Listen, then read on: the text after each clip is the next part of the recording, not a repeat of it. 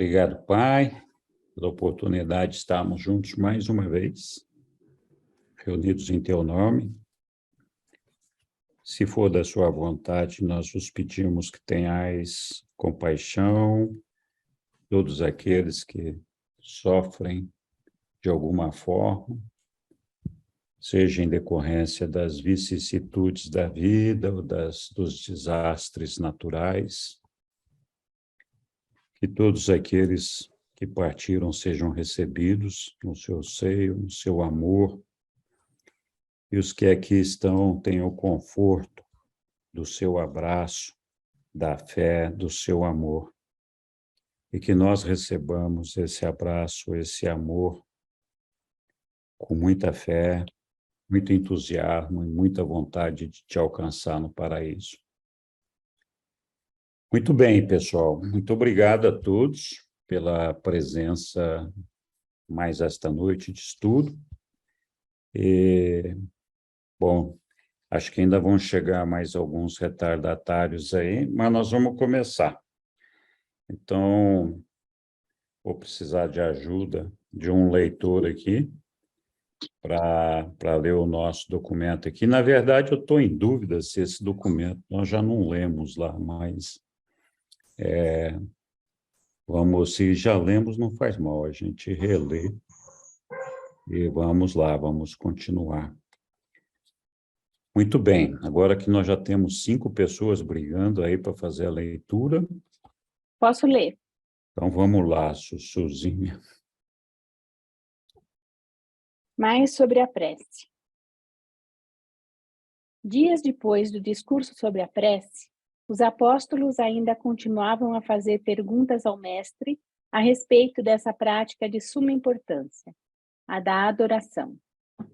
A instrução de Jesus aos apóstolos durante esses dias, a respeito da prece e da adoração, pode ser restabelecida na forma moderna, de modo como a seguir está resumido. A repetição sincera e veemente de qualquer prece, quando esta é a expressão sincera de um filho de Deus e é feita com fé, não importando o quanto seja improvável ou impossível que se obtenha uma resposta direta a ela, servirá sempre para expandir a capacidade de receptividade espiritual da alma. Em todas as preces, lembrai que a filiação é uma dádiva. Nenhum filho nada tem a ver quanto a ganhar a posição de filho ou de filha. O filho da terra nasce pela vontade dos seus pais. E também assim, o filho de Deus recebe essa graça e a nova vida do Espírito pela vontade do Pai do céu. E, por isso, o reino do céu, ou seja, a filiação divina, deve ser recebido como se fôssemos criancinhas. A retidão, vós a conquistais. O desenvolvimento progressivo do caráter, mas a filiação, vós a recebeis como uma graça e por meio da fé. A prece conduziu Jesus à supercomunhão de alma com os dirigentes supremos do universo dos universos. A prece conduzirá os mortais da terra à comunhão da verdadeira adoração. A capacidade espiritual de receptividade da alma determina a quantidade de bênçãos celestes que podem ser pessoalmente apropriadas e conscientemente realizadas em resposta à prece. A prece e a adoração associada a ela é como uma prática de um distanciamento da rotina diária da vida, do desgaste monótono da existência material. É um amplo caminho de aproximação da autorrealização espiritualizada e de aquisição da individualidade intelectual e religiosa. A prece é um antídoto para a introspecção perniciosa. A prece, ao menos como ensinada pelo mestre, é uma ministração bastante benéfica à alma. Jesus entregou com consistência a influência benéfica da prece junto aos seus semelhantes. O mestre, em geral, orava no plural, não no singular. Apenas durante a grande crise da sua vida terrena, Jesus orou para si próprio. A prece é o fôlego da vida espiritual em meio à civilização material das raças da humanidade. A adoração é a salvação indicada às gerações de mortais que estão na busca do prazer. Do mesmo modo que a prece assemelha-se a um recarregar das baterias espirituais da alma, a adoração pode ser comparada ao ato de sintonizar a alma para captar as emissões universais vindas do Espírito Infinito do Pai Universal. A prece é o olhar sincero e ardente do filho para o seu pai espiritual. É um processo psicológico de substituir a vontade humana pela vontade divina. A prece é uma parte do plano divino para transformar aquilo que está sendo naquilo que deveria ser. Uma das razões pelas quais Pedro, Tiago e João, que frequentemente acompanhavam Jesus nas suas longas vigílias noturnas, nunca ouviram Jesus orando, estava no fato de que seu mestre só muito raramente fazia as preces em palavras pronunciadas. Praticamente todas as preces de Jesus eram feitas no espírito e no coração, silenciosamente. De todos os apóstolos, Pedro e Tiago tiveram mais próximos de compreender os ensinamentos do Mestre sobre a prece e a adoração. Muito obrigado, Muito Suzy. legal. Uhum. Muito bom. Mas esse documento a gente tinha lido já, então tudo bem, mas a gente já tinha lido. Então, acho que eu não estava aqui na sala, porque a semana passada eu saí mais cedo. Mas eu queria, então, aproveitar e fazer uma pergunta, que eu não entendi direito. Tem um momento que fala assim que a adoração é indicada à geração que está em busca do prazer. O que significa isso? Como? Eu não sei. Quer ver? Se você puder voltar ao documento, que eu não lembro exatamente as palavras. Quer ver? Eu vou te falar. Mais para cima. Aqui, ó. 144, 47. A prece é o fôlego da vida espiritual, em meio à civilização material das raças da humanidade. Já a adoração é a salvação indicada às gerações de mortais que estão na busca do prazer. Não entendi isso. Então, a adoração, na verdade, do meu ponto de vista, ela traz uma realização pessoal, uma realização de felicidade. Um êxtase. Um êxtase de estar junto ao Pai. Então, eu não sei se o texto está corretamente traduzido, mas acho que Eu vou dar uma olhada. o sentido do prazer aí não é o prazer, essa palavra como nós conhecemos, mas no sentido de ter a satisfação, esse êxtase de se sentir junto ao Pai, essa felicidade, que não deixa de ser um prazer também, é lógico. Então, acho que é esse o sentido que o revelador está colocando aí. Então, e lembra que no paraíso, eles ficam... adorar é o maior prazer que eles têm no paraíso, né? E eles fazem isso assim, nas horas de folga, vamos dizer assim. Isso. Né? Até que tem que ir algum Isso. fim lá, chamar, vamos lá trabalhar, gente. Eles têm que ir lá e dizer, pessoal, agora chega, vamos voltar à realidade. Isso, é verdade, é verdade. Fui eu até que dei essa aula, é verdade.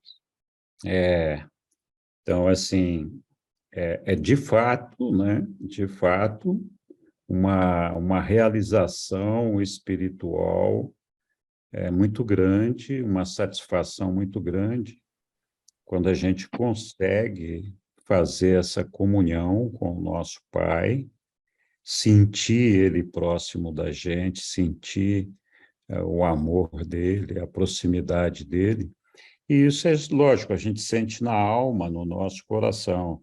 Então, quando a gente consegue fazer esse momento de aproximação do nosso Pai, que não é uma coisa que acontece todos os dias e não todos nós temos essa facilidade. Mas quando acontece é muito bom, é uma realização muito boa, muito prazerosa mesmo, né? Então, mais alguém quer comentar sobre esse assunto? E eu acho que nesse sentido também é que, por exemplo, a gente vê essas pessoas que se dedicam totalmente ao Evangelho, a Deus, Uhum, e deixam até de casar, né, de formar uma família, uhum, como o próprio Jesus até, né? é, Eles têm essa compensação, eu acho que nesse sentido, né? Desse uhum, contato mais imediato com Deus, esse contato que eles devem ter a todo momento. Acho que essa é uma das razões também, né? Porque compensa essa parte, assim, não sei. é. Oi, Hélio. Então, esse tema de prece e adoração é um tema que vale a pena a gente se aprofundar um pouquinho, para estabelecer, sobre o ponto de vista da criatura, não sobre o ponto de vista do Criador, o benefício.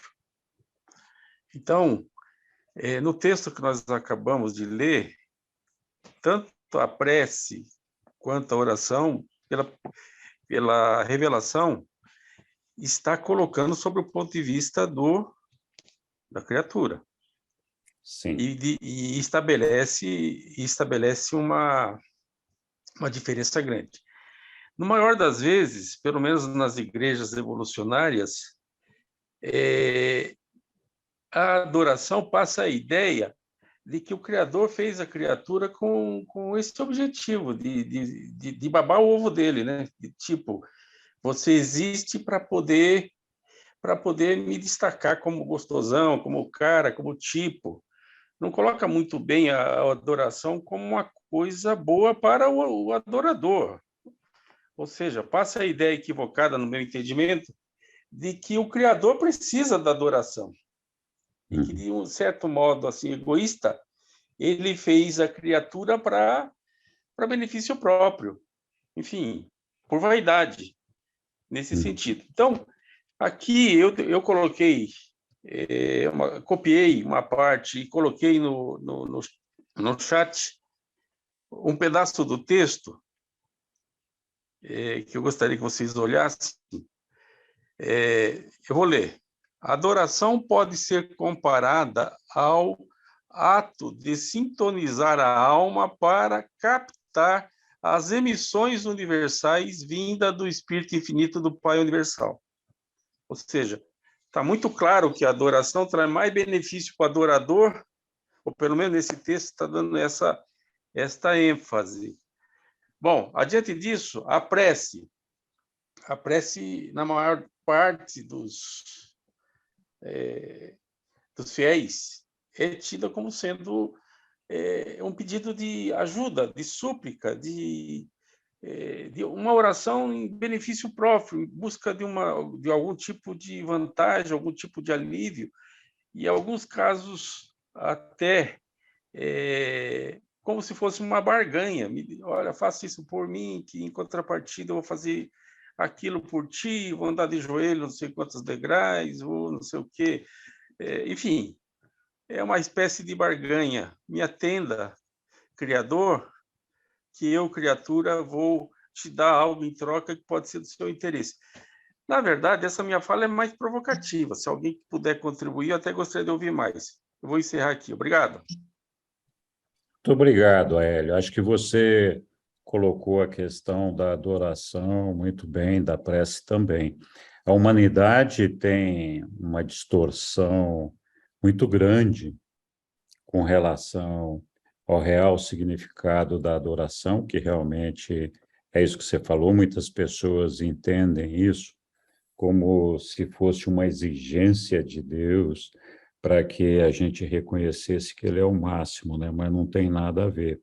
De fato, a adoração é o ato dessa relação pessoal nossa com o nosso Pai, é a maneira da gente sentir essa proximidade, esse amor com o nosso Pai, reconhecer o amor que Ele tem por nós, reconhecer tudo que nós podemos ter de bom estando ao lado dele, né?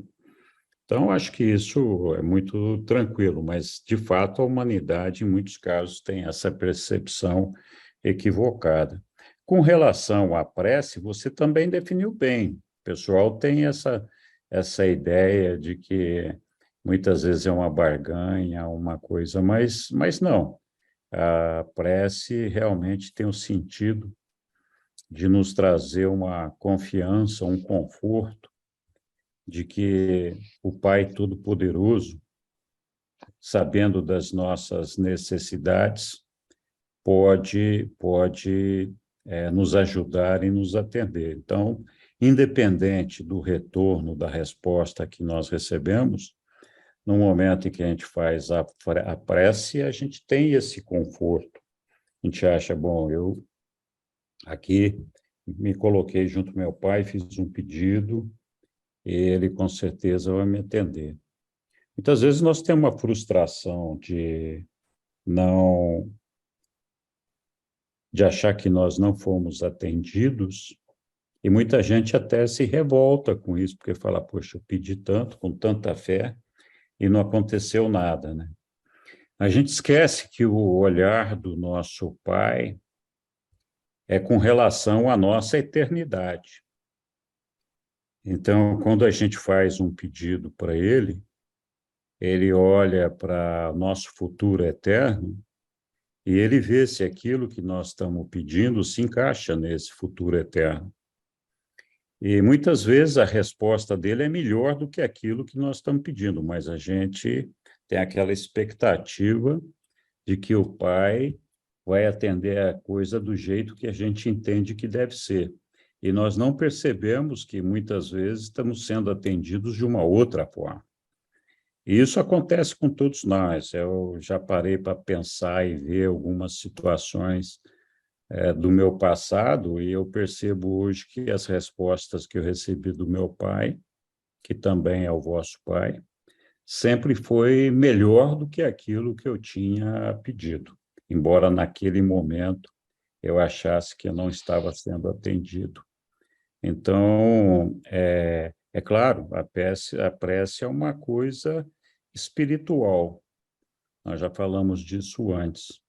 Mas, enfim, não quero me alongar muito. A Maria Almeida está esperando com a mão levantada faz pelo menos 1h30.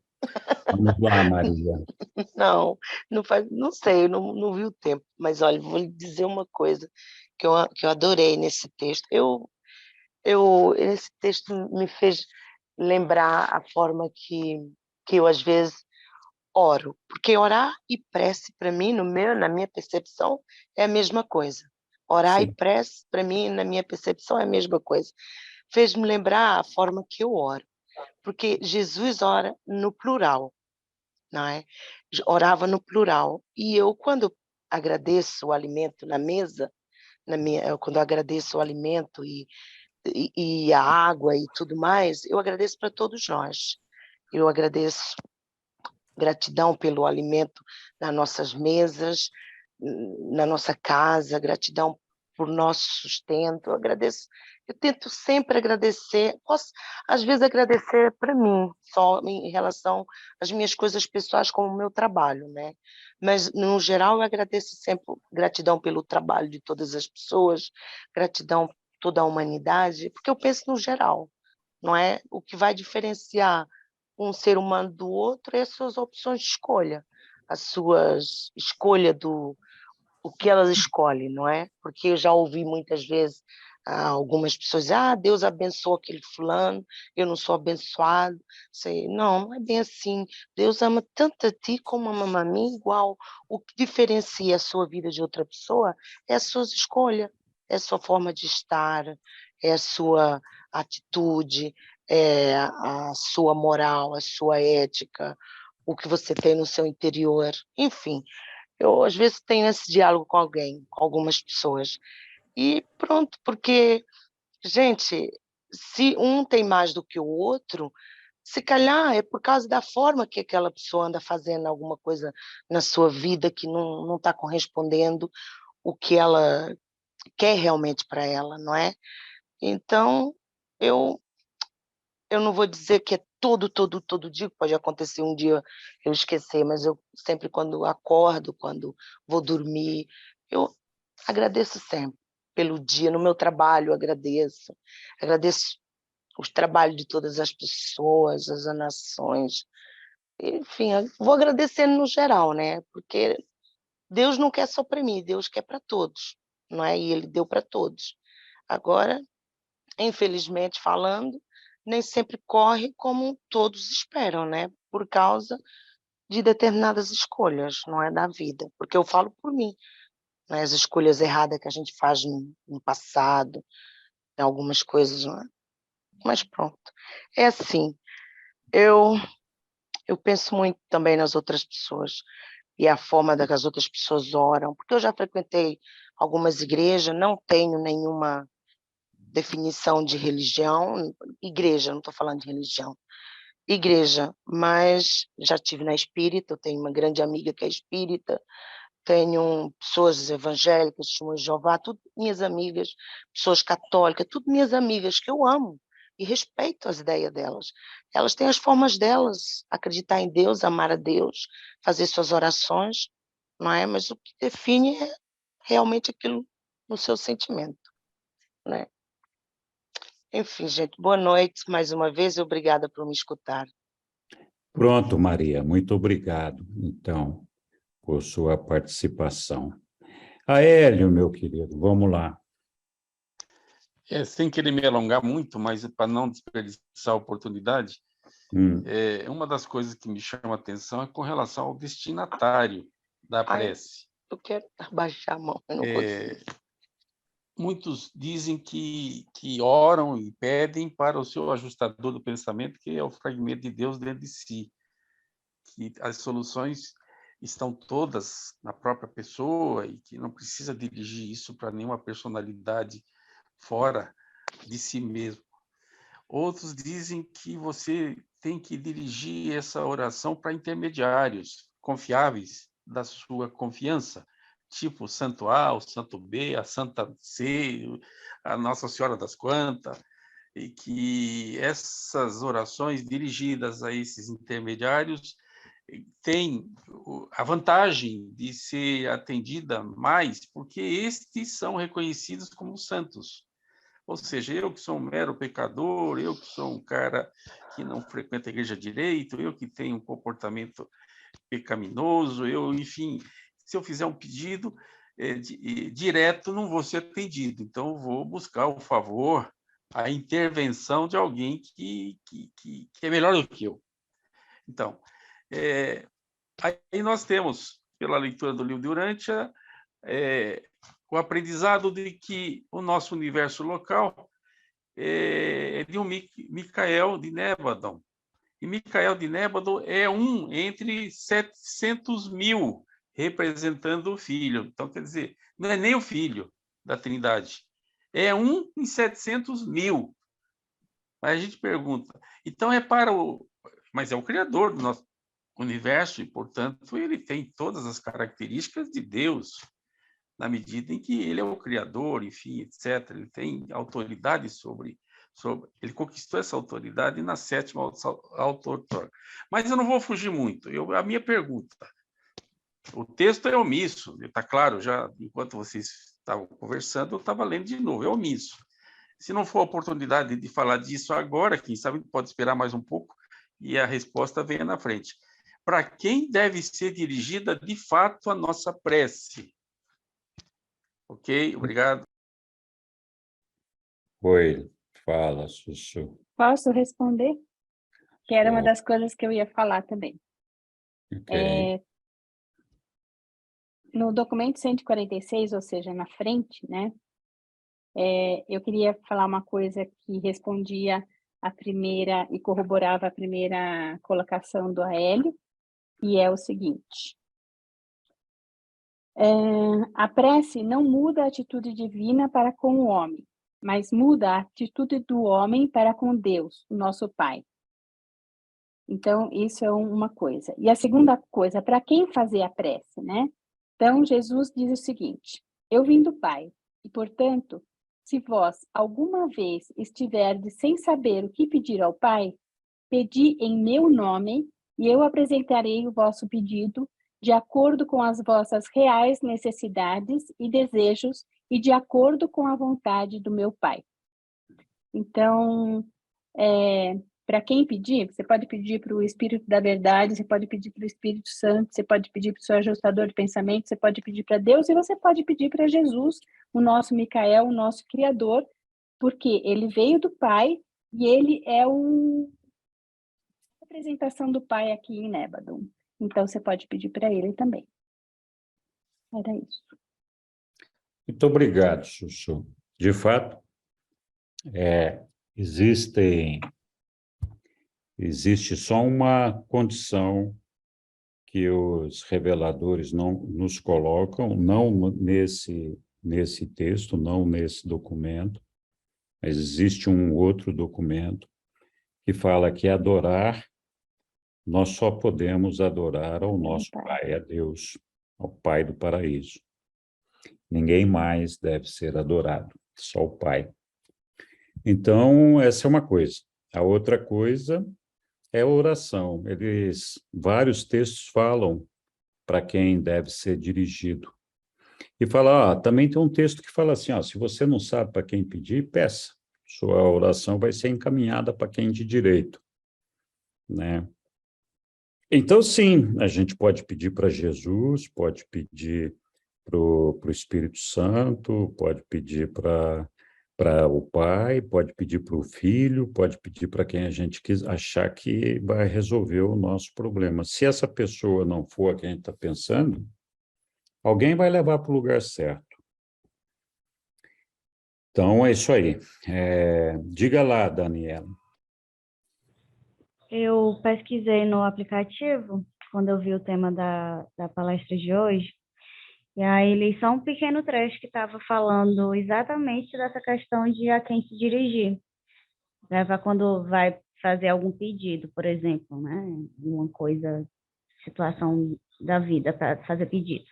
Aí fala, né, que é capturado sempre pelos circuitos e tal, e que chega ao Pai, mas que quando se trata de coisas daqui da Terra, a gente direciona para o Filho Eterno ou para o Filho Criador. Foi isso que eu tinha captado, assim. Aí ficou na minha cabeça isso, de pedir diretamente para Jesus, né, para o Micael, para a ministra divina, para o Espírito Santo, fazer mais assim essa... se bem que, de qualquer forma, como tu falou, é captado. Então... É verdade. Muito obrigado, Daniela. É isso mesmo. Então, acho que uma boa é pedir sempre para Jesus, não tem erro. Mas, muitas vezes, a gente pode pedir para o Espírito Infinito, para a ministra divina. Por quê? Olha, quando você tem um problema de uma decisão mental que você precisa fazer, de uma escolha mental, ora, o Espírito Infinito é o absoluto da mente, ele é quem nos dá a mente. Então, você pode pedir para a ministra divina coisas que requeram alguma coisa da sua mente. Se precisa de luz, de verdade, pede para o Espírito da Verdade. E assim vai. O que eu estou precisando? O que eu estou pedindo? Eu acho que essa pessoa aqui é quem vai resolver. Tá bom. Peça para aquela pessoa. Não tem problema. Não vai ser perdido. Vai chegar no destino de maneira que tiver que chegar. E acho que a coisa mais importante sempre nos nossos pedidos é lembrar sempre que o Pai tem uma vontade das coisas e ele enxerga o nosso futuro distante, a nossa eternidade. Então, sempre lembrar, Se for da sua vontade, faça isso por mim. Ou então, faça da maneira como você acha que tem que ser e me ilumine para eu perceber aquilo que você acha que deve ser. Então, essa é uma coisa importante. A gente sempre tem aquela expectativa de resultado e, olhando essa expectativa, a gente perde a oportunidade de vislumbrar outras alternativas que o Pai pode nos trazer para nos ajudar a resolver as nossas questões. Muito bem, alguém mais quer falar alguma coisa desse texto ou avançamos aqui? Não, só uma questãozinha da repetição, né? Que ele fala ali da repetição, acho que no Isso, segundo parágrafo, que não é totalmente, não é inútil, porque ela serve para aumentar a receptividade espiritual da alma.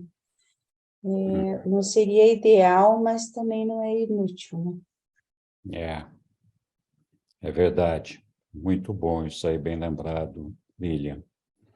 Às vezes a pessoa tem dificuldade, né, de formular um pedido. Sim, Então, e às vezes, assim, já é tão ensinado, né, a rezar o terço, rezar tem mantras também em outras religiões, então, quer dizer, isso, ali ele coloca, né, que a pessoa está nessa fase ainda, né, de você, como não sabe orar ainda com as próprias palavras, então usa algumas palavras que são aprovadas, ou mais aprovadas, vamos dizer assim. isso. Henrique, Oi, então, a prece é a entrega, né? Como Jesus se entregou quando orou o Pai Nosso, que está no céu, santificado seja o vosso nome, venha a nós, a vosso reino está pedindo, mas aí ele se entregou a esse processo, né? Mas a prece é uma entrega. Se você mas pedir, se entregar a pedir, porque Deus é Pai, Deus é o Filho e Deus é o Espírito. A deidade, na verdade, é 3 em 1, né? Pedir qualquer um, você está pedindo a Deus, não é isso? Então, é a entrega, a prece é a entrega na hora da oração, não é isso? sim, mas assim, a prece é sempre um pedido, né? Um pedido de ajuda para resolver alguma coisa. O ideal é que a gente procure nesse pedido colocar uma coisa que seja tem algum valor espiritual, né? Então, nós já falamos, não vamos pedir para ganhar na Mega Sena, que isso não vai dar certo, né? Mas eu posso pedir guiamento e iluminação para fazer cumprir sempre nas minhas decisões a vontade do Pai. Então, até diante das dificuldades, olha, eu tenho que arranjar um emprego aqui. Meu Pai que me ilumine e me guie, se for da vontade dele, né, para que eu consiga alcançar esse emprego aqui. Então, ele que me guie e ilumine para poder tomar as decisões certas, etc. Então, pode ser que a gente não consiga o emprego, porque o pai não quer que a gente tome aquele emprego, quer que tome outro, né? Então, sei lá, tem que pensar. Mas eu estou falando nem na área material, estou falando na área espiritual mesmo, é entrega. Na área espiritual, seja feita a vossa vontade, é isso que eu quero dizer, Sim, entendeu? seja feita a vossa Exatamente, quer vontade. dizer, a entrega, Sim, não tá na área bom. material, entendeu? Sim, entendi. Muito bom, Lúcio. Oi, Aélio.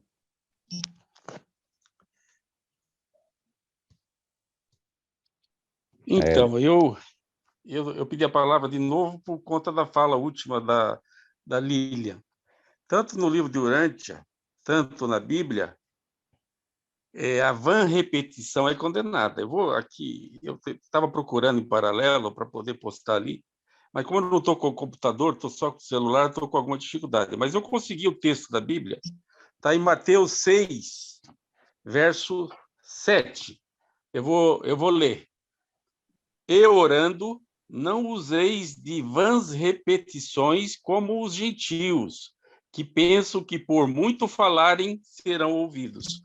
Não sou eu que estou falando. Então, efetivamente, aqui tem uma condenação às repetições, dizendo que não traz nenhum proveito. Isso aí é pura bobagem. Quem ensina isso está ensinando errado. E não sou eu que estou dizendo. Mas eu queria deixar o destaque aqui. Grato. Eu vou postar, se eu achar até o final dessa reunião, o texto do livro de Urântia que diz a mesma coisa. Sim, Hélio, muito obrigado. Você lembrou bem, mas tem uma questão nesse texto que você leu aí, que é a vã repetição. Então, a vã, se não for vã, se for uma repetição que não seja uma coisa vã, que não seja só uma mera repetição, eu entendo que não teria esse problema. Mas, aqui, ó, estou publicando aqui o texto, porque, de fato, você tem razão. Tem alguns lugares do texto do livro de Urântia, que os reveladores nos dizem que Jesus sempre incentivou a oração pessoal e sincera, que não fosse o simples fato Oh, de Jesus. ficar repetindo formulações.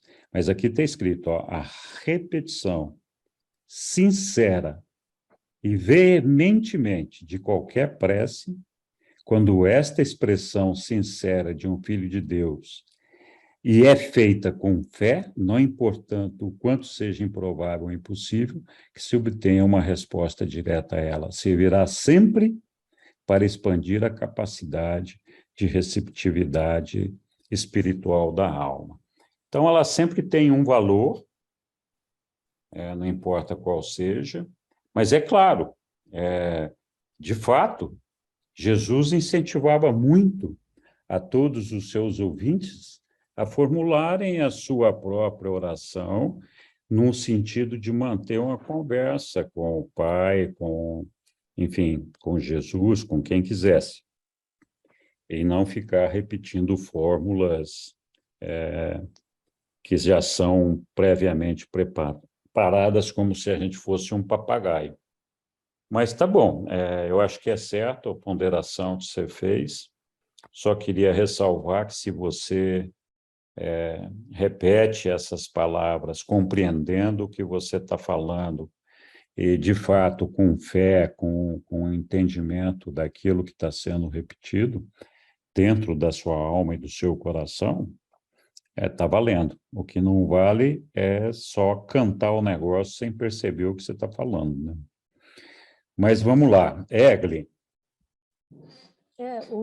É exatamente isso que eu ia completar, né? Na relação da fala da Lilian, da repetição, que é a diferença entre repetir as ladainhas, né, da Igreja Católica, que muitas vezes é o terço, e sem conexão com o sentimento, né? E é diferente de... esse trecho até foi um bálsamo para mim, porque eu me apoio muito em oração, e para poder entrar em adoração, né? Eu entro na oração para depois ir para outro estágio onde eu posso rezar não, conversar informalmente com o meu ajustador, ou com Deus, ou com Jesus, né? Então, assim, eu acho que é a sinceridade, a possibilidade de ir mais profundamente ao sentimento que uma oração. Então, eu, por exemplo, escolho algumas orações que eu sinto profundamente mais alinhada com aquilo que eu gostaria de conversar com Jesus ou com Deus para que pudesse me orientar. Então, eu acho que isso é válido, né? Acho que é uma forma de oração repetida, porque eu estou repetindo sempre as mesmas orações, até o Pai Nosso aí do livro de Urântia, eu estou tentando decorar esse Pai Nosso, e também é uma oração aí que tem aí, que sintonizo com ela através da leitura. Então, acho que eu repito todo dia essas orações, mas procurando sentir, né? Então, acho que esse trechinho aí me ajudou muito a a perceber que eu não estou equivocada na forma, né? De posso fazer assim, que está tudo bem. A gente vai aprendendo a melhorar desde esse processo assim de desmame de repetições e depois indo para outros lugares mais profundos de adoração. É só isso que eu queria compartilhar um pouquinho. Muito obrigado, Egli. Oi, Aélio.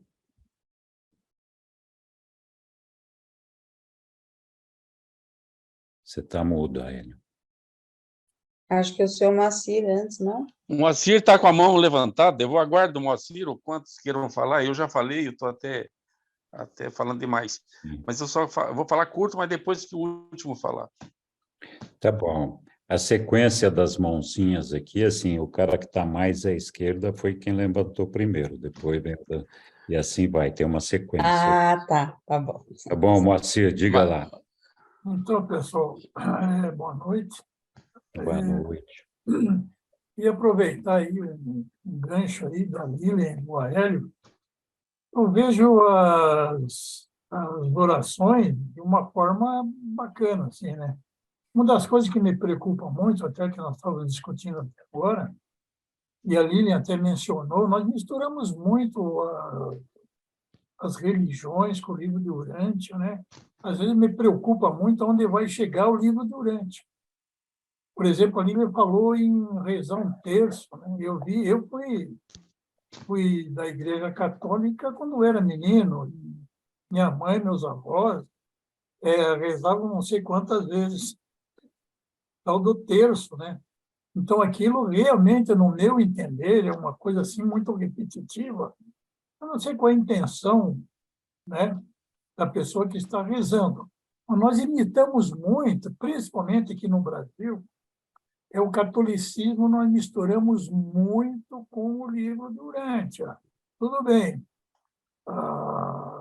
Como é que se diz? A conexão do livro de Urântia com o Novo Testamento, e uma reciprocidade muito grande, acho muito interessante. Mas, mudando só um pouquinho esse foco, entre oração, uma coisa que eu vejo muito aqui no Brasil, até em outras religiões também, é o sacrifício em função.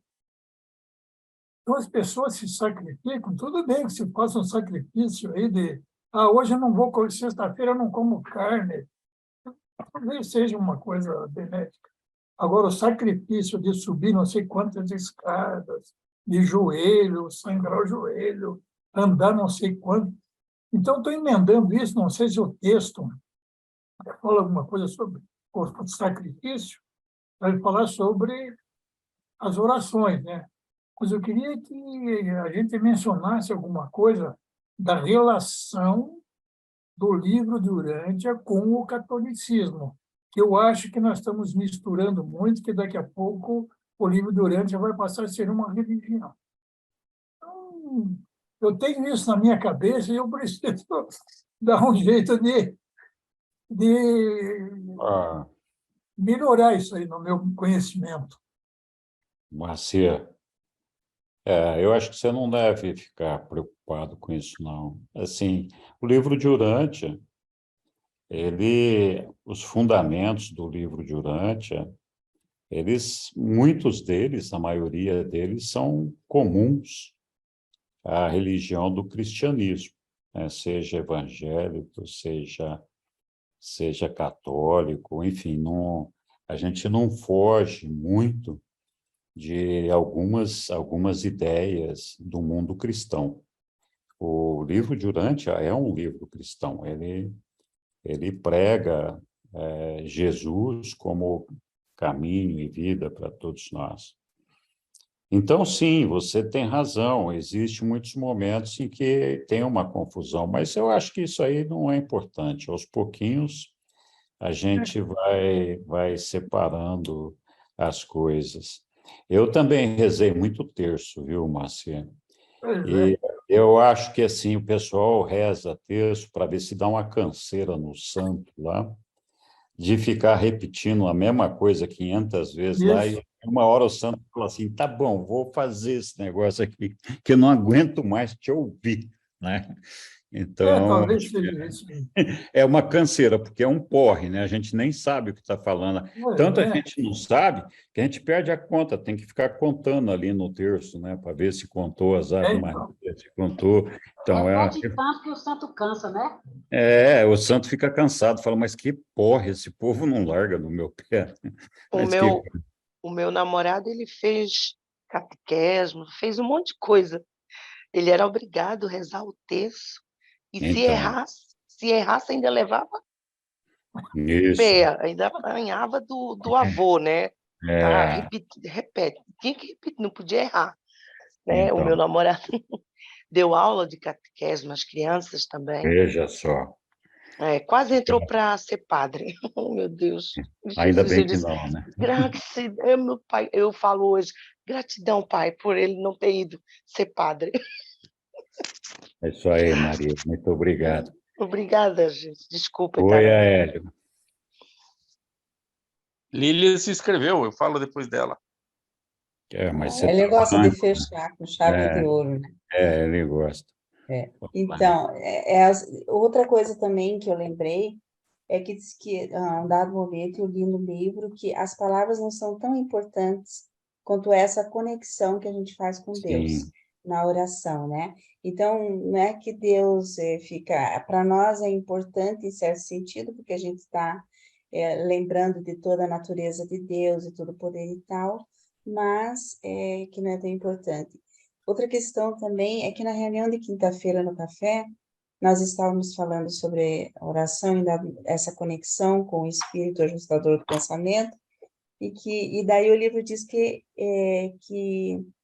a gente não tem essa consciência que Deus está em nós, né? Então, o quão importante é você... Daí até a Daniela disse assim, nossa, então a gente... Porque Jesus ensinou, Pai Nosso que estás no céu. E a gente fica com essa ideia de Pai Nosso que estás no céu. E esquece do Pai Nosso que está em nós, né? De Deus que está em nós. Então, eu digo, olha, acho que a gente tem que ou acrescentar ou modificar, e a gente pode fazer isso, porque, afinal, Jesus, ele ensinou Pai Nosso para aquele povo, naquele momento, e uma sugestão para que os apóstolos ensinassem as pessoas que viriam na sequência, né? Então, eu digo, mas nós também podemos colocar Pai Nosso que estás no céu, Pai Nosso que está em nós, né? Que está em nós. O que é importante dizer Pai Nosso? Porque não é por causa da fraternidade, né? Porque nós somos todos irmãos. Pronto, Hélio. Isso, Lilian, muito obrigado. Eu vou ser breve, porque eu já falei mais do que devia. Mas eu quero deixar bem claro o ponto da repetição e o fato dela não ter nenhum proveito na linha do mantra. Moacir lembrou bem o terço. O terço, na verdade, é Ave Maria, Santa Maria, é uma repetição. Aí a pessoa diz assim, bom, puxa vida, eu fiz 10 vezes, eu vou fazer 100, porque 100 vai ser mais que 10. Aí ele diz, não, 100 é pouco, eu vou fazer 500, 500 é mais que 100. Eu disse, não, mas você não é de nada, eu vou fazer logo 1000. Isso é completamente idiota, não tem o menor sentido. Isso é repetição. Você ficar em estado de oração o dia inteiro, em prece, não quer dizer que está se repetindo. O que está repetindo é você pegar uma oração, um Santa Maria, um Ave Maria, até um Pai Nosso, e ficar o dia inteiro se repetindo. Isso é vã. Não sou eu que estou dizendo. O livro do Urântia diz isso. Então, não vamos misturar estar em estado de oração o dia inteiro com ficar repetindo orações. Isso aí é uma estupidez. Não precisa nem ler o livro do Urântia para concluir que é uma estupidez. Obrigado, desculpe. Muito obrigado. Eu gosto de ouvir essa senhora falar. Ele tem mais ou menos um raciocínio parecido com o meu. Eu também penso assim. Obrigada e peço desculpa por ter interrompido. Mais alguém quer falar alguma coisa sobre esse texto? Ok. O próximo texto é uma longa lista. Oi, Eliana. Oi, na verdade é o seguinte, eu entendo também a repetição, mas na verdade é tu imprimir pensamentos, vibrações positivas nisso. Talvez seja por isso. Tá bom, é isso mesmo. Mas então, pessoal, o próximo texto é uma longa lista de mais de 100 frases que compõem orações. Então, vamos lá. Para quem fala dos repetitivos, vai ficar aborrecido aqui, mas outras formas de prece, quem vai nos ajudar aqui? Peço desculpa, eu não leio por causa que da noite eu não sou muito boa a ler. E Tá bom, essa hora Maria? aqui já são meia-noite e eu estou já fechando os olhos. Isso, Desculpem. sem problema, Maria. Eu posso ler. Então, vamos lá, Lilian. Muito obrigado. Outras formas de prece, Nanda.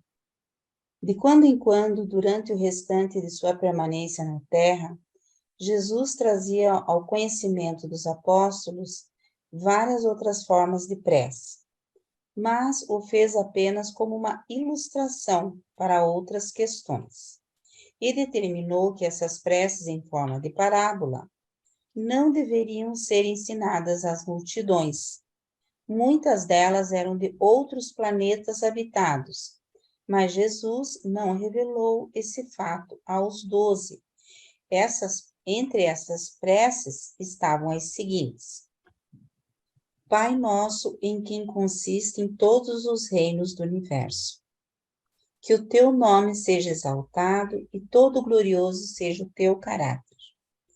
A tua presença nos engloba e a tua glória manifesta-se, de modo imperfeito por nosso intermédio, mas no alto é mostrada imperfeição. Conceda-nos nesse dia as forças vivificadoras da luz, e não nos deixes errar pelos desvios malignos da nossa imaginação, pois teu é o residente glorioso, o poder eterno, e nossa é a dádiva eterna do amor infinito do teu Filho. Assim seja na verdade eterna. Pai nosso, que estás no centro do universo, outorga a nós a tua natureza e dá-nos o teu caráter. Faz de nós os teus filhos e filhas por meio da graça. Que o teu nome seja glorificado por meio de nossa eterna realização. Dá o teu espírito ajustador e controlador para viver e residir dentro de nós. E que possamos fazer a tua vontade nessa esfera, como os anjos cumprem os teus comandos na luz. Sustenta-nos nesse dia do nosso progresso, no nosso progresso dentro do caminho da verdade. Livra-nos da inércia, do mal e de todas as transgressões pecaminosas. Livra-nos, sê paciente conosco, assim como nós mostramos bondade e amor aos nossos semelhantes. Derrama o espírito da tua misericórdia nos nossos corações de criaturas. Conduze-nos pela tua própria mão, passo a passo nos labirintos incertos da vida. E quando vier o nosso fim, recebe os nossos espíritos fiéis no teu próprio seio. E que assim seja feito o teu desejo, não o nosso. Pai nosso celeste, perfeito e reto, guia e dirige a nossa jornada nesse dia.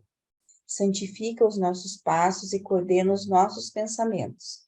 Conduze-nos sempre nos caminhos do progresso eterno. Sacia-nos de sabedoria à plenitude do poder, revitalizando-nos com a tua energia infinita. Inspira-nos com a consciência divina, da presença e da orientação das hostes seráficas. Guia-nos sempre para cima, na senda da luz. Inocenta-nos plenamente no dia do grande julgamento. Faze-nos a tua semelhança na glória eterna e recebe-nos no alto para o teu serviço perpétuo. Pai nosso que te mantens em mistério, revela-nos o teu caráter santo. Faz neste dia com que os teus filhos na terra vejam o caminho, a luz e a verdade. Mostra-nos a direção do progresso eterno, e dá-nos vontade para caminhar dentro dele. Estabelece dentro de nós a tua soberania divina e concede-nos o domínio pleno do ego. Não nos deixe enveredar pelos caminhos das trevas e da morte. Conduze-nos eternamente nas águas da vida. Ouve esta nossa prece por amor da tua própria causa. Contenta-te em fazer-nos cada vez mais semelhantes a ti. E afinal, pelo Filho Divino, nos receba em teus braços eternos. E assim seja feita a tua vontade, não a nossa. Glorioso Pai e gloriosa Mãe, unificados em um progenitor único, gostaríamos de ser leais à vossa natureza divina. Que viva de novo em nós a vossa pessoa, por meio do dom e da dádiva do vosso Espírito Divino, que nessa esfera e em nós só imperfeitamente imita a vós, tal como vos mostrais em perfeição e em majestade no alto.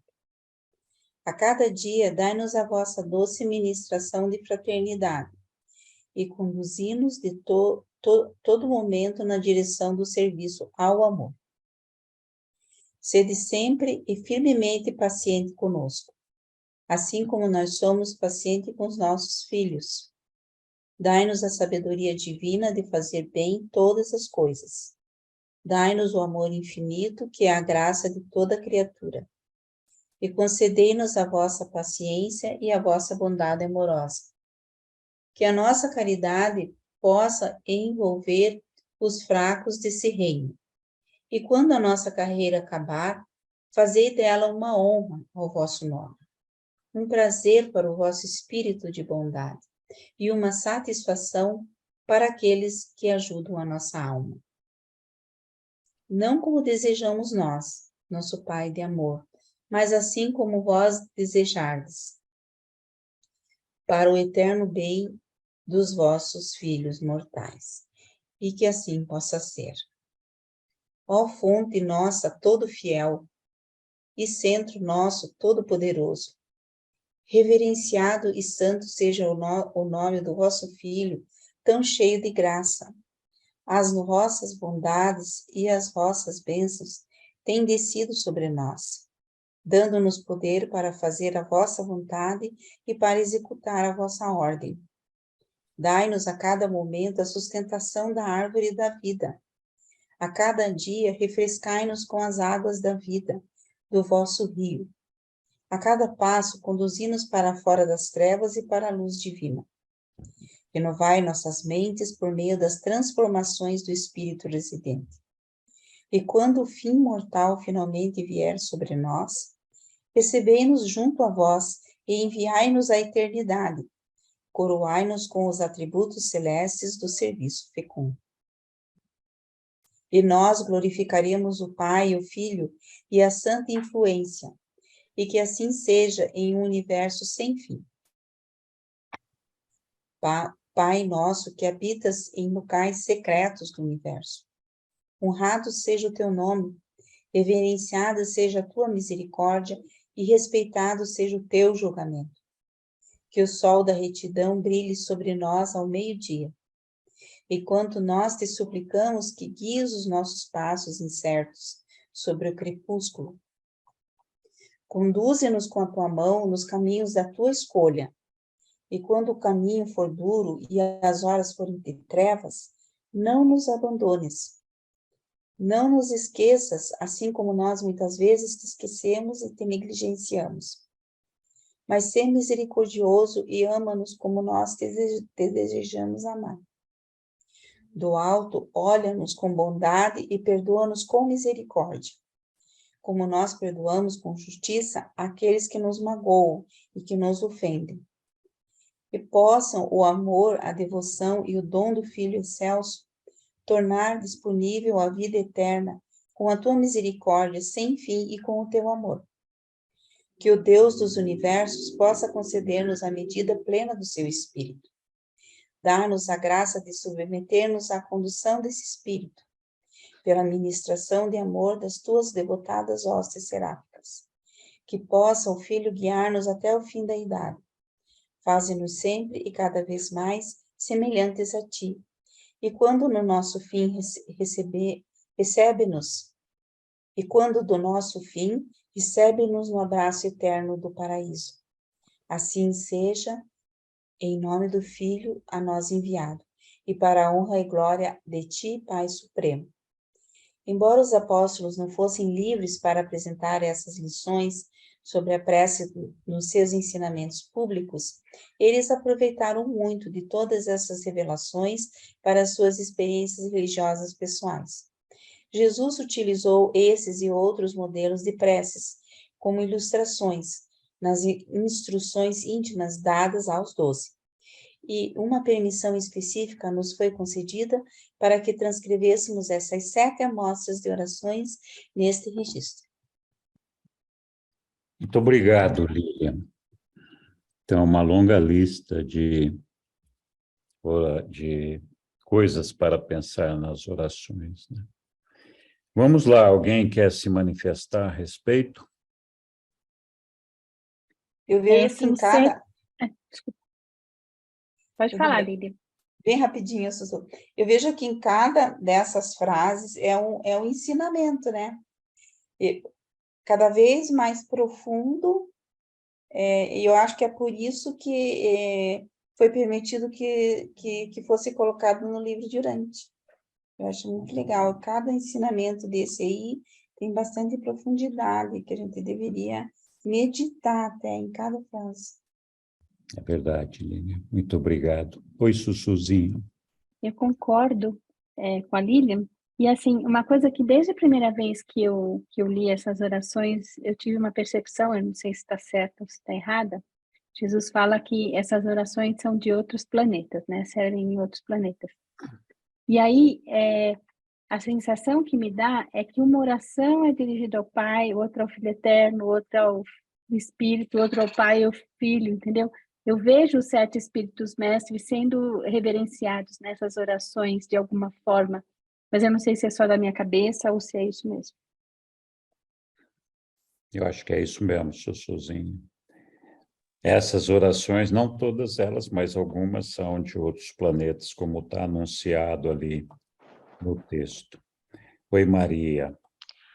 Olha, eu ainda não tenho muita percepção a respeito do livro, porque eu acho que eu já disse que eu comecei a ler o livro há pouco tempo, mas já assisti algumas palestras, enfim. Mas eu estou maravilhada com essas orações. É linda. Fiquei com lágrimas nos olhos, não é? Porque até hoje eu só conheci o Pai Nosso. Foi ensinado por Jesus, né? E não conhecia essas outras, não é? Mas Jesus disse que não podia, não era aconselhável, né? Ensinar essas orações a nós, urantiano, né? Foi isso que ele disse? Ou eu percebi errado? Não percebi bem. Não, você discerniu bem, Maria. Não é que não podia. Ele disse que essas orações deviam ser principalmente usadas como um guia espiritual, um guia de oração para os apóstolos. Mas é claro, não tem nada que impeça de que a gente tenha conhecimento dessas frases. Até porque, na verdade, Jesus nos pede que a gente faça as orações que vêm do fundo do nosso coração. Mas não tem nenhum impedimento que a gente tenha acesso a elas. Uma coisa que me chama a atenção, porque não sei se vocês repararam, ali tem uma lista de 100 frases. Essas 100 frases compõem algumas orações, porque tem algumas orações que compõem 4, 5, 6, 7, 8, depende. Está vendo aqui, ó, 101 frases foram colocadas aqui. E, assim, algumas frases compõem uma oração. Então, não é assim, cada frase é uma oração, mas é claro que cada uma dessas frases serve como reflexão, independentemente de compor uma oração em sua totalidade ou não. Mas o aspecto que me chama bastante atenção aqui, nessa lista de frases, é que não tem nenhum pedido material, né? Não. Aí Não está mais. tem... É tudo espiritual, né? E é mais uma gratidão, né? É adoração. Para mim, eu, eu, eu não lembro. Eu já cheguei a pedir alguma coisa ao Pai, mas eu pedi muito para minha filha. Sempre pedi muito para ela. Mas eu fui sempre mais de agradecer. Eu sempre mais agradeço do que peço. Eu não vou dizer que não peço, posso até pedir, mas eu lembro de ter pedido muito para minha filha quando ela estava na faculdade, que ela estava fazendo uma faculdade, ela não estava gostando, e ela queria fazer outra, era o sonho dela, desde criança, dos seus 5 anos. Aí eu mentalizei isso na minha mente todos os dias antes de dormir. Durante 3 anos, eu fiz, e aconteceu. Quando menos eu esperei, a minha filha tinha ganhado uma bolsa. Eu falo até choro, até me Então, dá uma emoção muito forte. que bom. Então, ela conseguiu, né, o que ela queria, mas eu mentalizei, falava com Deus todas as noites, antes de dormir e quando acordava, pedindo ajuda para essa situação. E foi realizado. Por Muito isso que eu bom, tenho Maria. muita fé, tenho muita fé. Muito Pronto, obrigado. obrigada, gente. Lilian, Não, quando você falou das frases, né? Tem uma que tem na árvore da vida, que interessante. Da tem uma que árvore da tem do vida. quê? Desculpa, não ouvi. A árvore da vida. Tem uma que Ah, sim, menciona sim, a sim. árvore da vida. Então, É, acredito que seja um planeta que não entrou em rebelião e que a árvore da vida está lá firme e forte, é verdade. né? Servindo aos Adãos no Adão e seu Eva jardim. estão lá, é. É, Mas, independente disso, que acho que você tem razão, a gente pode considerar que para nós a árvore da vida é o alimento espiritual de todo dia que a gente pode fazer com o nosso Pai, porque a gente vai morrer nesta carne, mas vai viver para a vida eterna, se essa for a nossa escolha. Então, esse alimento espiritual, não deixa de ser a árvore da vida para nós, sim. né? Muito bem. Quem mais quer se manifestar sobre essa lista de 101 frases de oração?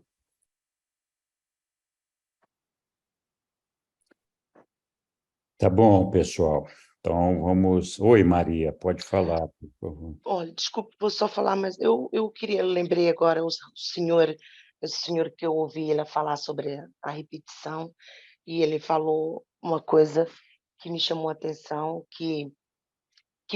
não foi esse senhor, foi o outro senhor, agora esqueci o nome do outro senhor, que ele falou Aélio. sobre o sacrifício que as pessoas fazem. Gente, Ah, não. aqui para mim, eu vou falar para mim, eu sempre fui contra isso, sempre. Eu morei em Lisboa há muitos anos, e ia muito a Fátima. Eu ia a Fátima porque eu achava lindo. Nossa, acho Fátima linda. Eu vou, não é para adorar Fátima, nem para acender vela, nem nada disso, não. Eu vou para interagir com as pessoas. E eu via pessoas andando de joelho, eu disse, Pai Celestial, o que é isso? Eu sei que o Senhor é amor. Por que essas pessoas pensam que você precisa disso? Pronto, mas eu respeito a ideia. E eu também não concordo, sabe? A pessoa dar algo em troca, me dê isso que eu te dou em troca. Não é isso. A pessoa, quando dá, não tem que pedir nada em troca. E eu penso que Deus também é assim. Ele dá, ele não quer em troca. Nós devemos, sim, todos fazer a vontade do Pai. Mas ele nos deu o livre-arbítrio, não é? E nós escolhemos, nós temos as nossas escolhas. É o que eu penso, né? Desculpa mais uma vez. É só isso que eu Imagina. queria, que eu lembrei desse senhor falar sobre isso e eu concordo com essa Sim, situação também. sim, muito bem lembrado, Maria. É, E, de fato, isso aí é uma verdade. A gente, às vezes, esquece, né, que o nosso Pai é grandioso demais e que ele tem todo o poder do mundo e exato. que nós não temos absolutamente nada para oferecer a ele, a não ser fazer a vontade dele. Pois é, Qualquer outra coisa que a gente tente dar para Deus, ele já tem, ele não precisa. Então, exato. a única coisa que ele ainda não tem é a nossa decisão de alcançá-lo. E essa decisão é a única coisa que nós podemos dar para o Pai, mais nada. É Muito bem. verdade. Quem mais? Posso só dizer mais uma coisa? Pode. Eu frequentava uma igreja aqui que eu gostava, por causa que eu adoro ouvir as pessoas a cantar, né? Louvando. Então eu ia para ouvir as pessoas cantando. Aí um dia o pastor falou umas 3 frases que me desagradou. Eu simplesmente levantei e disse assim: olha, eu acho que o senhor devia ser mais sincero com as pessoas, não brincar tanto com a fé das pessoas. Porque você acha que Deus quer o dinheiro das pessoas? Só disse isso. Você acha que Deus está pedindo dinheiro? Não, ele falou umas coisas. Quando eu tiver oportunidade, eu falo. E eu não gostei. Eu disse: o senhor precisa do dinheiro para pagar as suas despesas, a renda, limpar, porque aqui é tudo limpinho, tudo organizado. Mas não use essas palavras. Você está brincando com o nosso Pai. Nosso Pai Celestial não quer nosso dinheiro, não. E pronto, nunca mais pus lá os pés. Ai, Jesus. É Enfim, isso mesmo, Maria. Muito obrigado. obrigada Daniel, eu. Só compartilhar meu ponto de vista, que é diferente, mas não quero contradizer ninguém, é o que funciona para mim. Eu coloco assim, que Deus só quer uma coisa em troca. E Ele quer uma troca comigo, e o que Ele quer é a minha melhor versão. Só isso, quer que eu seja, sabe, minha melhor versão. Essa é o sistema de troca que eu entendo que rola entre eu e ele, no meu relacionamento aqui individual, né? Eu gosto assim, funciona melhor para mim. Mas que era bom. só isso, só um ponto de vista diferente. Tá bom, Daniela, muito obrigado. Mais alguém quer explicar, ou falar, ou manifestar? Oi, eu tive que sair, voltei agora.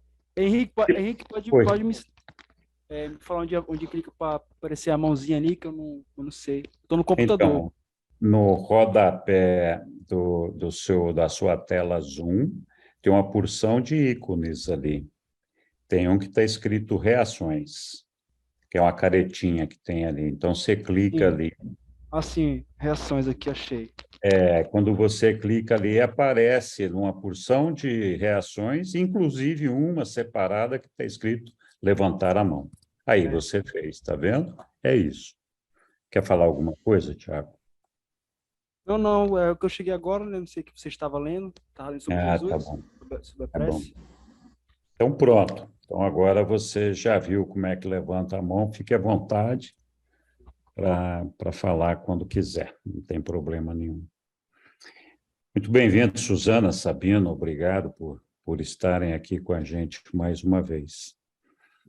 Nós vamos, então, Tiago, bem-vindo também, já que você também mesmo está dizendo que chegou agora. Mas vamos lá. Vamos continuar. Chamei a minha amiga para participar, mas acho que ela estava ocupada, né? Mas na próxima ela participa, na quarta-feira, eu acho. A Sulamita. Tá bom. Vamos continuar, então, aqui com o documento 6, que é o item 6, né, que fala da conferência com os apóstolos de João. Quem vai nos ajudar com a leitura aqui? Eu posso fazer. Muito bem, Egli. Vamos lá. lá. Muito obrigado. Vou fechar aqui. 6, a conferência com os apóstolos de João. Por volta do 1º de outubro, alguns dos seus amigos apóstolos estavam em uma aldeia próxima comprando alimentos, quando encontraram algum dos apóstolos de João Batista. Nesse encontro casual, na praça do mercado, programou-se uma conferência de 3 semanas, no acampamento de Gilboa, entre os apóstolos de Jesus e os apóstolos de João, pois, recentemente, haviam apontado 12 dos seus líderes como apóstolos, seguindo o precedente de Jesus.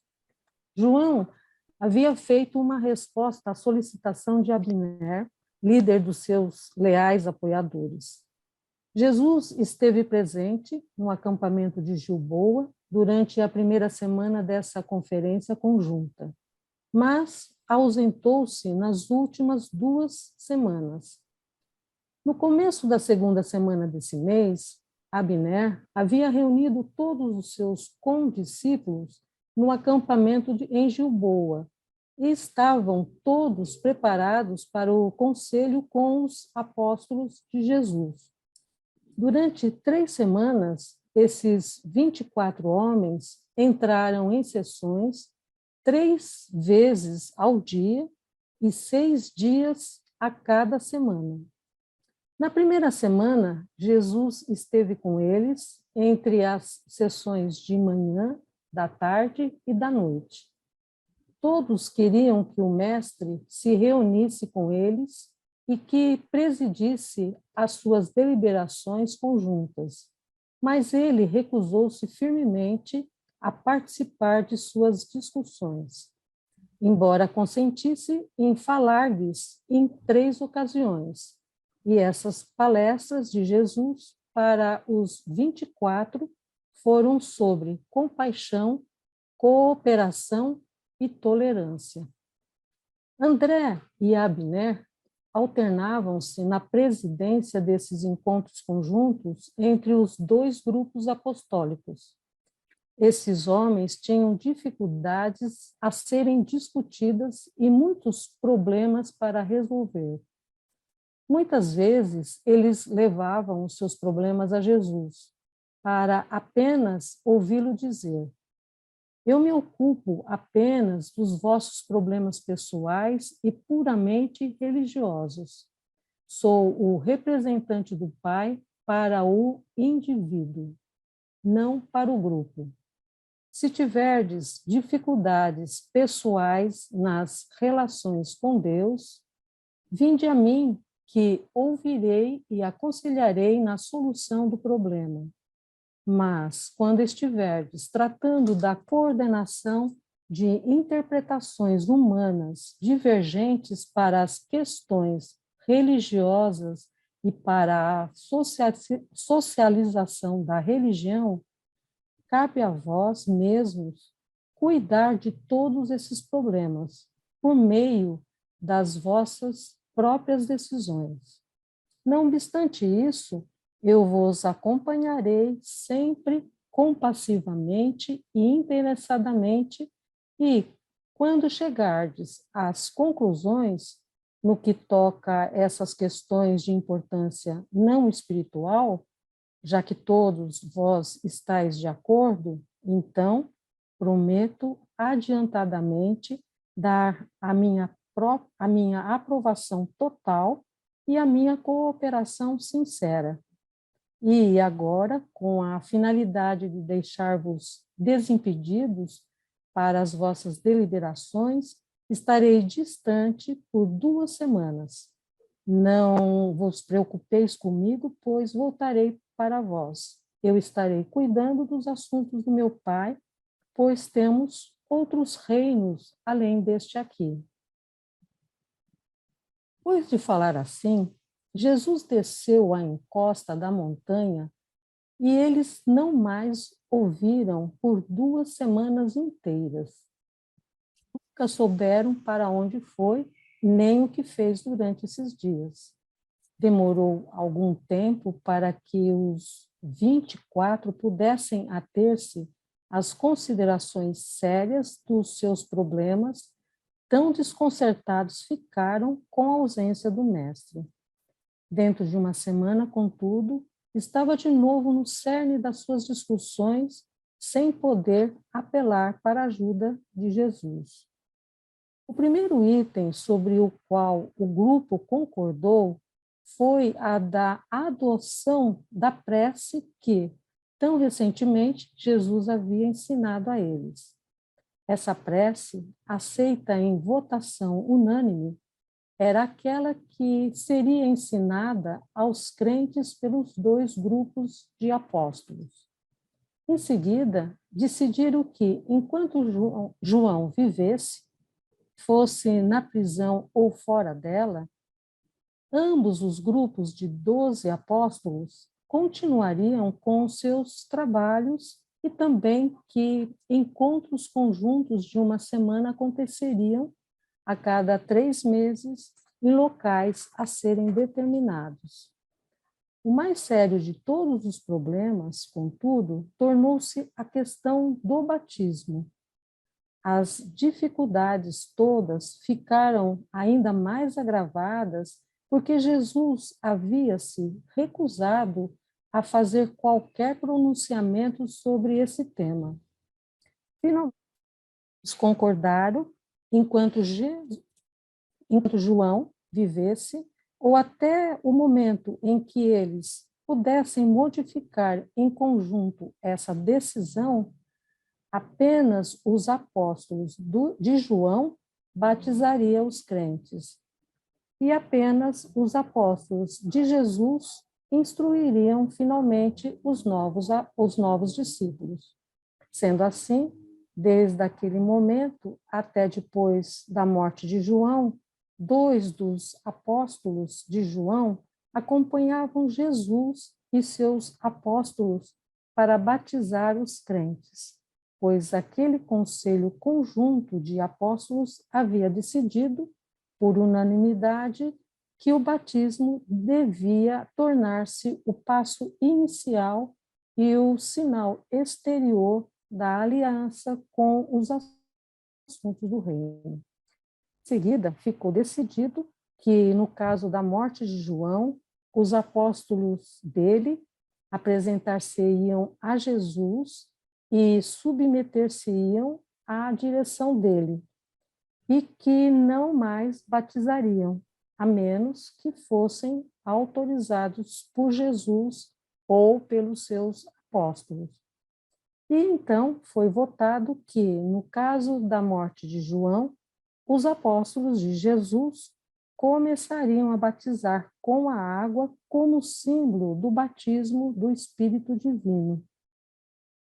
Quanto à questão de o arrependimento estar ligado ou não à pregação do batismo, isso ficou entregue à opção de cada um.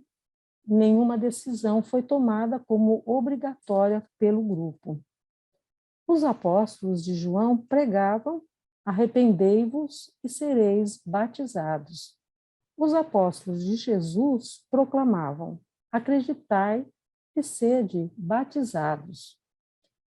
E essa é a história da primeira tentativa dos seguidores de Jesus de coordenar esforços divergentes, de compor diferenças de opinião, de organizar empreendimentos grupais, de legislar sobre ritos exteriores e de socializar práticas religiosas pessoais.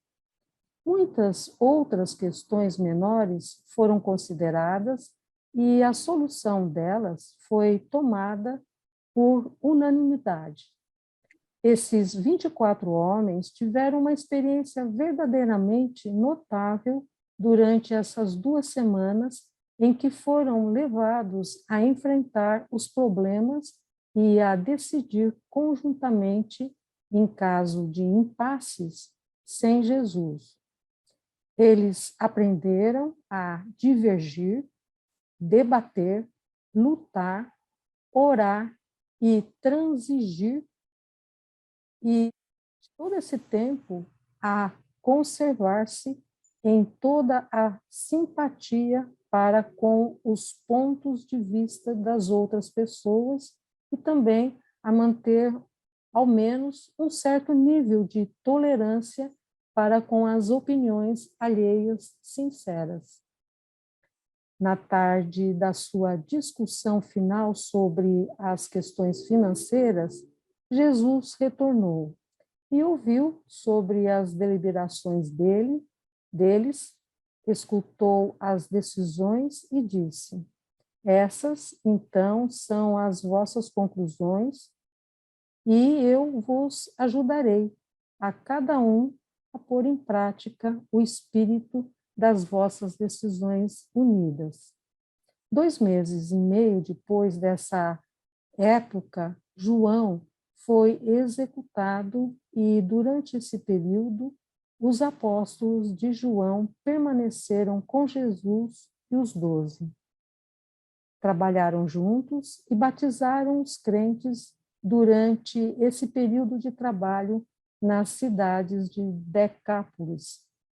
O acampamento de Gilboa foi levantado aos 2 de novembro de 27 depois de Cristo. Muito obrigado, Egli. Muito legal. Então, pessoal, vamos lá.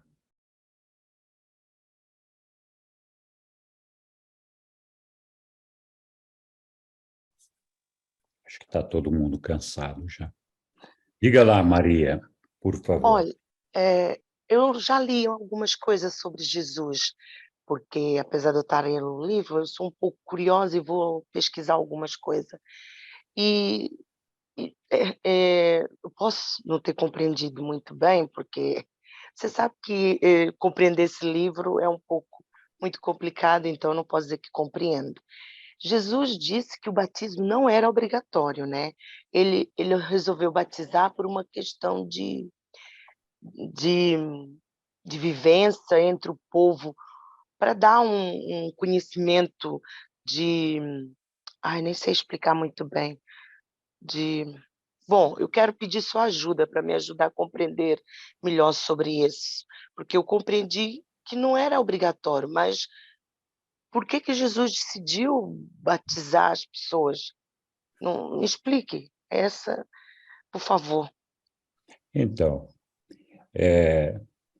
Jesus só apoiou a ideia que os discípulos de João, os apóstolos de João e dele, Jesus, haviam chegado num acordo e resolveram que deviam batizar, embora fosse por razões diferentes. Os discípulos, os apóstolos de João, pediam que você pedisse perdão, se arrependesse dos seus pecados, para poder ser batizado. E os apóstolos de Jesus, que você recebesse o Espírito, acreditasse no Espírito de Deus para poder ser batizado. Então, assim, as ideias de João, as pregações de João, que eram baseadas no Espírito, na criação, na religião judaica, vinham daí. O povo judeu sempre teve essa ideia de que, para entrar no reino de Deus, você tinha que se arrepender dos pecados, não só os seus, mas também os dos seus antepassados, e tinha que passar por um batismo como uma forma de lavagem espiritual, uma forma Pureza, né? de purificação. Exato. Os discípulos e os apóstolos de Jesus, eles concordaram com o batismo se a gente reconhecesse que o batismo era a aceitação da vontade do Pai, que a gente queria entrar no reino de Deus, então como um portal de entrada para aderir ao reino de Deus. Não era necessário nenhum arrependimento. Então, as diferenças dos dois tipos de batismo estavam aí. Jesus realmente nunca considerou que fosse importante alguém ser batizado.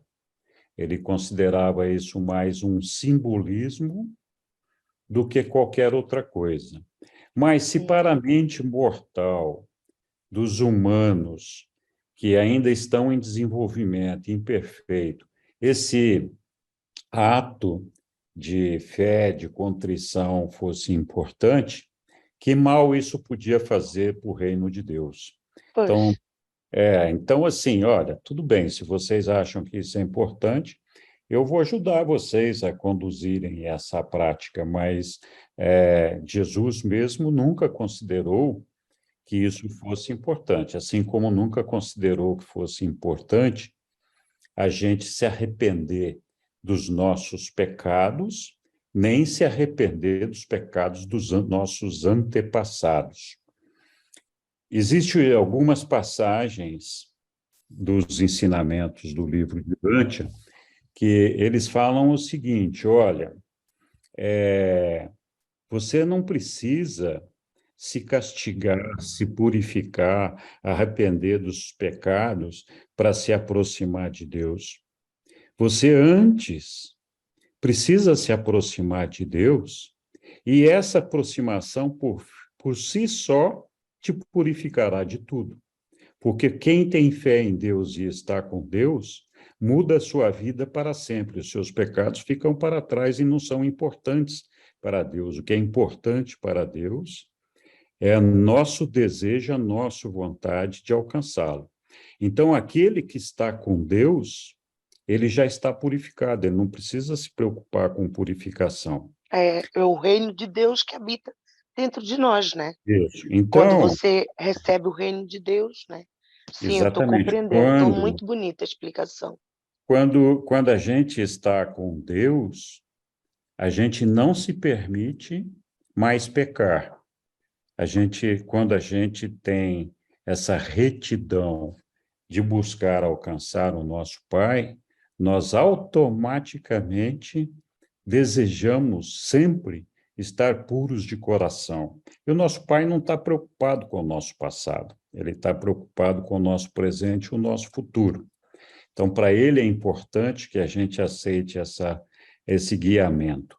De qualquer forma, essa questão da purificação dos pecados, do arrependimento dos pecados, é um dos principais pontos de atrito entre os cristãos de qualquer denominação, seja evangélico, católico, etc., com os cristãos urantianos, vamos dizer assim.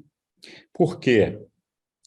Para muita gente, para a maioria dos cristãos evangélicos, católicos, Jesus morreu na cruz para nos salvar.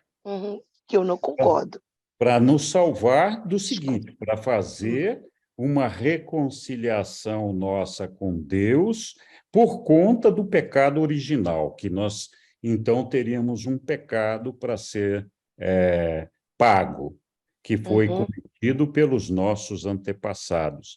Então, a origem da ideia de que Jesus morreu na cruz para nos salvar vem dessa ideia equivocada, judaica, de que nós carregamos conosco um pecado dos nossos antepassados, que os cristãos chamam de pecado original, e que teriam que ser pagos de alguma forma, e foi pago por Jesus, e depois disso nós nos batizamos para poder purificar isso daí.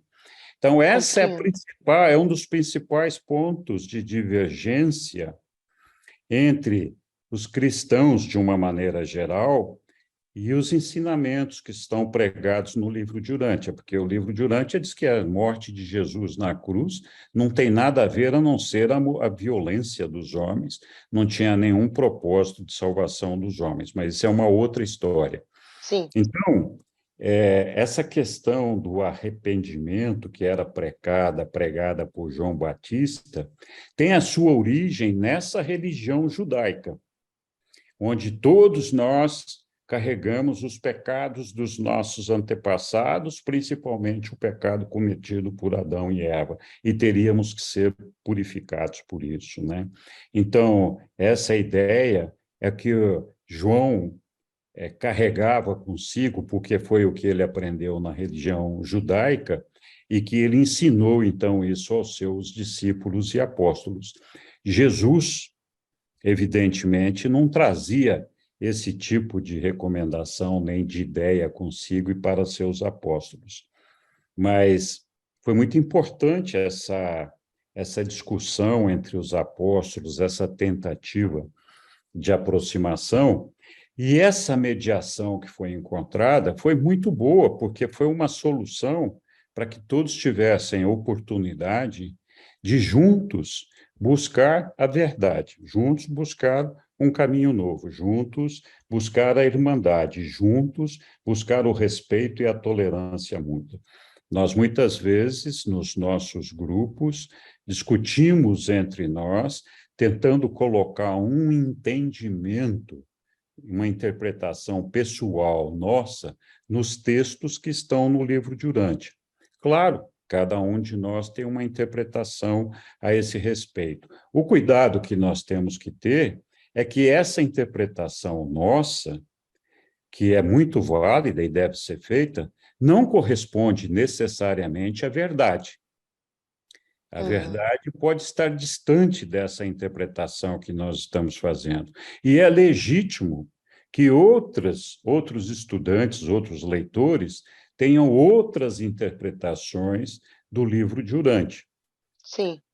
O mais importante de tudo é que todos nós concordemos que Deus é nosso Pai e que todos nós somos irmãos. Esse é o fundamento principal do reino de Deus.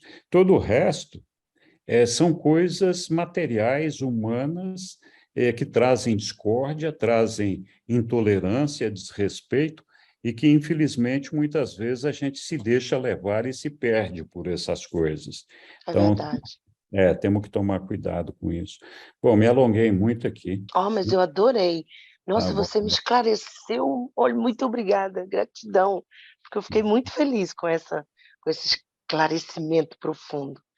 Muito Nossa, obrigado, muito Maria. obrigada. Obrigada eu. Alguém mais quer comentar alguma coisa sobre isso? Egli, diga lá.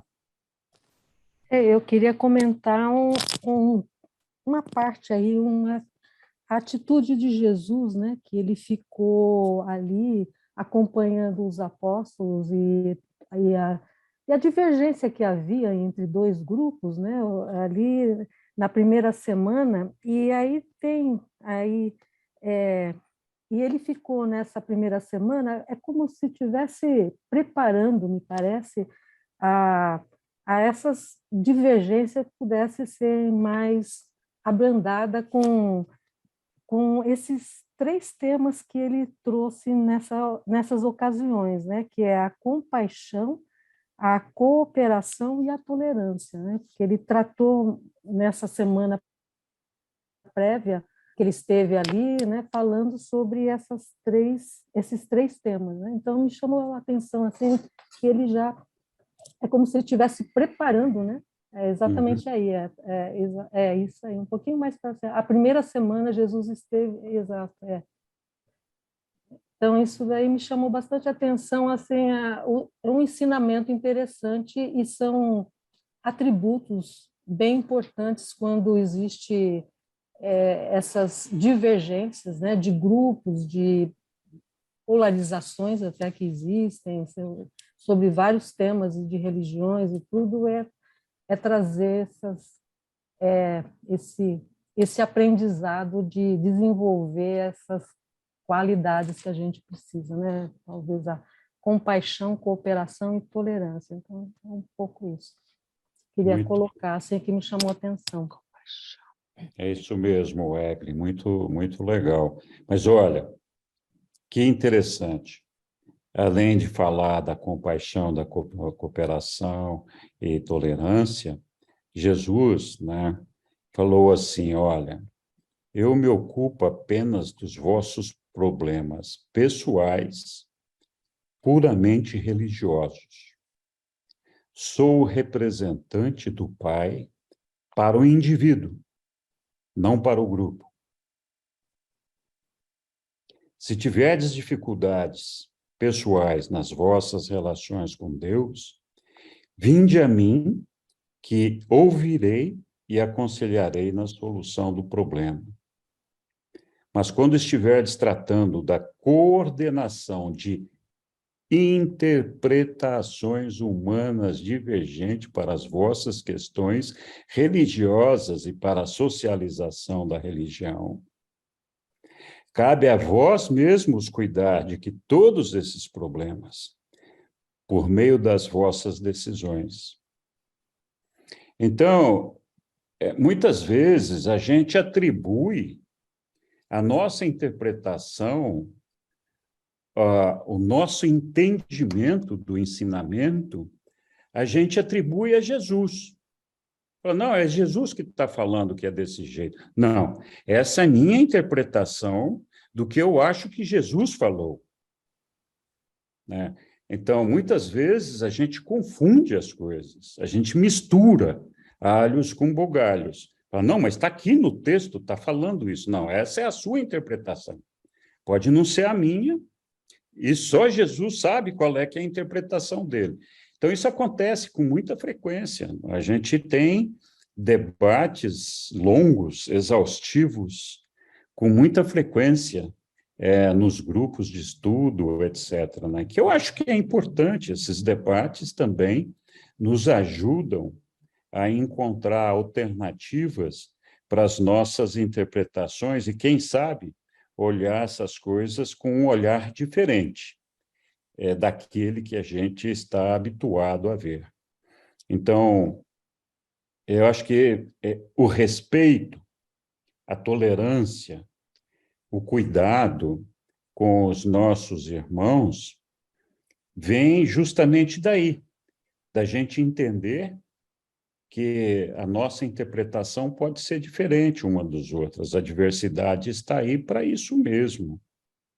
Então, geralmente eu vejo essas discussões como uma oportunidade para a gente ver se não existe um outro olhar para aquilo que a gente está enxergando. Mas a verdade é que a mente humana é muito complexa, né? A gente sempre tem dificuldade dessa convivência pacífica. E que não tem nada de errado com isso também, porque a verdade é que os discípulos de Jesus, os apóstolos de Jesus e os apóstolos de João, quebraram o pau entre eles várias vezes, né? Nunca chegaram a uma ruptura final, mas eles tinham desentendimentos grandes, e então fazia parte desse processo. Diga lá, Maria. Não, eu só gostaria de perguntar, eu esqueci qual a primeira, eu escrevi compaixão e tolerância, qual é a outra que eu esqueci? Aqui, olha, compaixão, cooperação e tolerância. Cooperação, não, compaixão, tolerância e cooperação, pronto, para eu não... Cooperação. Obrigada, é só isso. De nada, tá tranquilo, sem problemas. Na verdade, eu estava lendo o texto aqui, pensei que estava compartilhando, não estava compartilhando nada, né? Só eu que estava vendo. Muito bem. Mais alguém? Oi, Lília. Só uma perguntinha, não sei, parece que eu li no livro que quando se decide, por exemplo, uma igreja decide alguns rituais ou algumas práticas, aquilo teria que ser obedecido, se é que você quer fazer parte daquele grupo. Eu entendi errado? Não necessariamente nesse texto, não sei, mas... Bom, eu vi em alguma parte do livro que, sim, algumas religiões exigem isso como um pré-requisito. Não que o livro de Urântia ache que essas exigências estão corretas. Assim, por exemplo, como Jesus nunca se manifestou oficialmente quanto ao batismo, ele mesmo foi batizado. Mas o fato dos apóstolos dele divergirem com os apóstolos de João denota que Jesus não tinha exigido ou pregado a eles a ideia, a necessidade de ter o batismo. Então, assim, para mim parece claro que para os apóstolos de Jesus o batismo não era um pré-requisito. Mas também Jesus não se opôs a ele. Mas eu acho que Jesus não se oporia a nenhum requisito demandado por qualquer religião, desde que isso não afetasse a integridade moral, espiritual e física do religioso, né? Então, se uma religião fala, não, você tem que andar de joelhos 100 quilômetros, eu acho que Jesus se manifestaria, dizendo, olha, eu acho que isso não precisa. Então, várias outras situações. Mas, assim, Sim. se você tem que seguir alguma coisa só para estar naquela religião, desde que não afete a vida, a condição física, porque tem religiões que impedem, né? Ou a salvaguarda física do indivíduo. Algumas proíbem, por exemplo, transfusão de sangue. Tudo bem, é uma coisa pessoal daquela religião, tem outras que demandam outras coisas. Eu acho que, nesse caso, Jesus diria, olha, eu acho que isso aí não faz parte, mas tudo bem. Mas você tem razão. Tanto que, por exemplo, com relação a essas práticas de promessas, né? A Igreja Católica não incentiva isso, e até tem promessas assim que são tão absurdas, né, para se cumprir, que os padres até dizem, olha, você não precisa fazer isso, né? Eles mesmos vão lá e dizem, olha, você está isento, não precisa, Deus não vai, né, querer que você faça algo assim então tem coisas assim que já tá sendo renovada dentro da igreja mesmo, né? Então, aos poucos eles vão revendo essas coisas assim, Eu felizmente, acho né? que algumas coisas, em determinados momentos, foram necessários para poder levar o povo com um melhor controle. É o caso de Moisés e os 10 mandamentos, que ajudou a disciplinar aquele povo judeu ali de alguma forma, né? Então, eu acho que tudo tem o seu momento, nós somos seres evolucionários, mas realmente, a gente pensando, o Pai não exige da gente nenhum sacrifício físico ou moral para poder entrar no reino.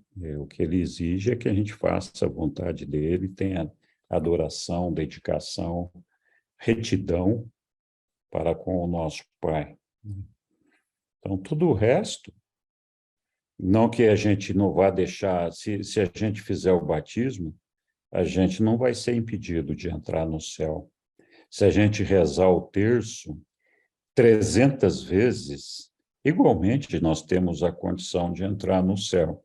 Mas é desnecessário, não precisa fazer isso, não é um pedágio, não é um pré-requisito para a gente entrar no céu. Antes, é mais importante a nossa lealdade ao nosso Pai, o nosso amor ao nosso Pai, a nossa retidão, né? Então, isso. Isso, inclusive, hoje em dia se ensina mais na igreja, assim, que o sacrifício, ele não deve ser tanto, né, ou de promessa, ou de outra coisa, mas que deve ser um sacrifício, assim, de você deixar de fazer o mal, né, Isso. porque muitas vezes você, mas eu quero me vingar, eu não vou perdoar, não. Então, se é um sacrifício para você perdoar, então, que seja, faça esse sacrifício, né?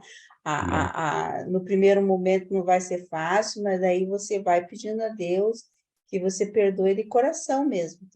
Então já está, assim, passando para essa fase, sabe? De compreensão dentro da própria igreja. É um sacrifício mais de você fazer o bem para os outros, muitas vezes deixando de comer uma coisa que você, agora na quaresma, né?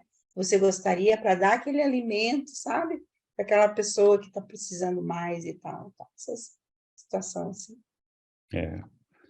É verdade. A gente tem um trecho lá, bem para frente aí no livro, nós vamos ler, não agora, não hoje, vai demorar um tempo, em que Jesus fala, olha, você acha que o herói é corajoso, que ser engenheiro, ser bombeiro, seja lá o que for, dá trabalho, que a sua vida de estudar, de construir, trabalhar é trabalhoso, é muito duro, muito difícil?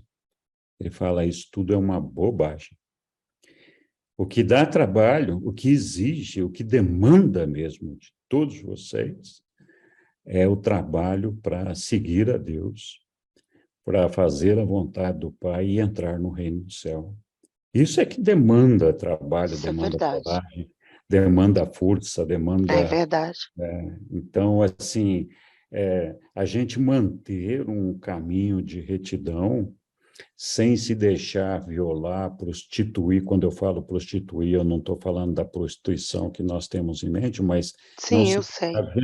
não se deixar vender por atrações Exato. momentâneas, isso é muito difícil, principalmente num mundo materialista em que nós vivemos, né?